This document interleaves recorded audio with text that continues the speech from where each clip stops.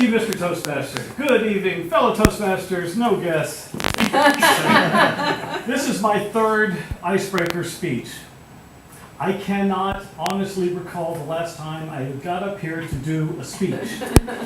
I seem to do Icebreakers about every 12 years. I look back, that seems to be how it works out. My first one was changes in the 90s. The second one, changes in the 2000s. This one is changes in the 10s. I focus on three areas: job, health, relationships. It's worked on the other two. I saw no need to change. And sadly, not much has changed. So, let's start with job.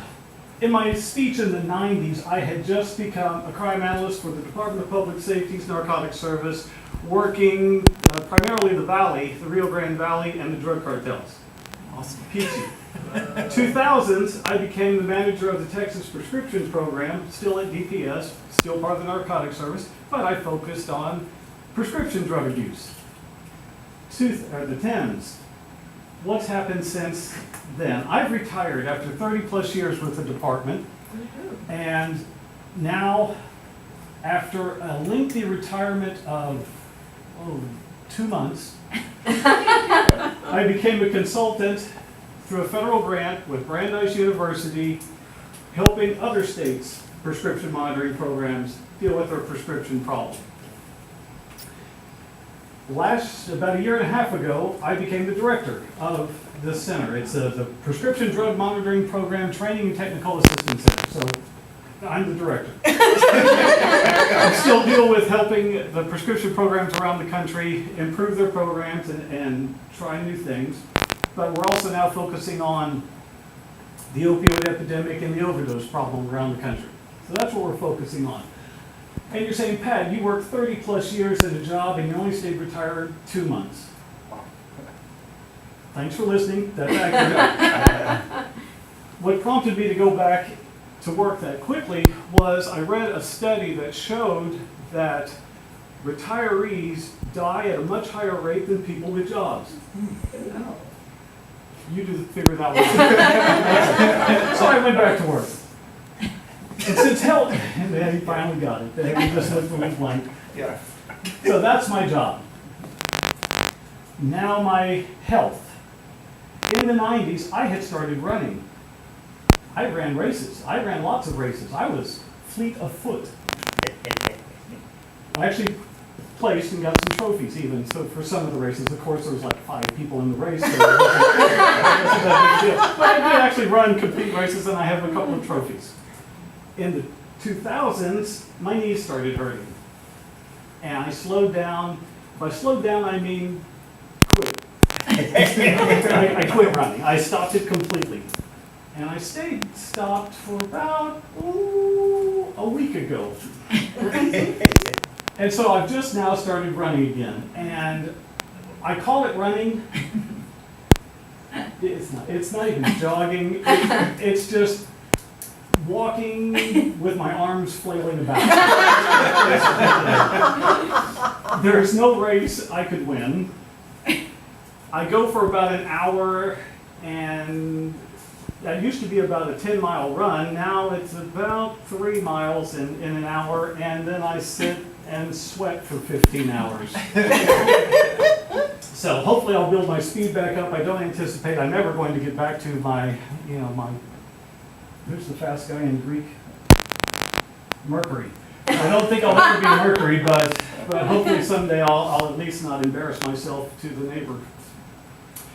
And since health is so important to me, and it's not really. But let's go into relationships. In the 90s, I had just started dating my future wife. Of course, I didn't know at that point my future wife, but that's how it worked out. I started dating Janet, and it was still that happy time where you're trying to get to know each other and you actually tolerate a lot of things.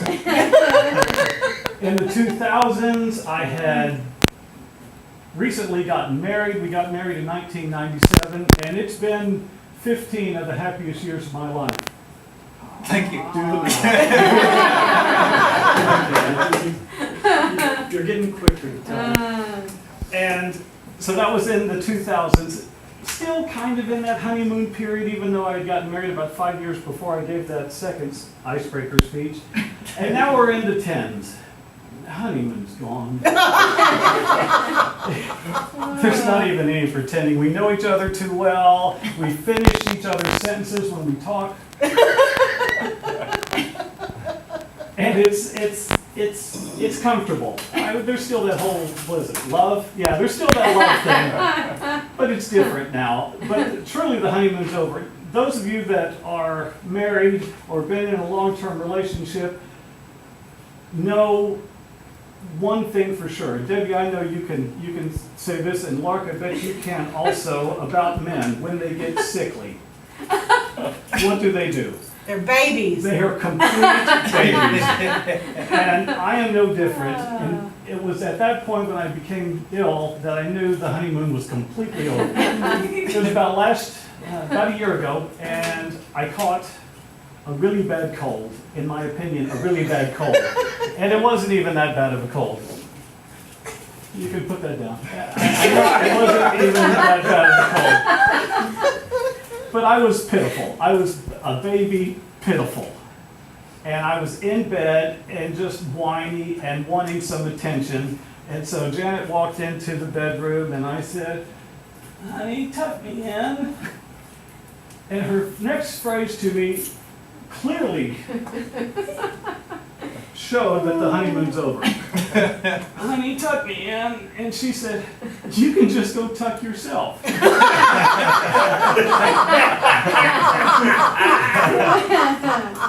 I did. Okay, I won't go there. But that's what I knew. So I got better, and I try not to be as whiny, but things are still fine. So now you're caught up on my job, on my health, and on my relationship. And if any of you are around in another 12 years, I'll do another speech to update you for what's going on in the 20s. Thanks for listening.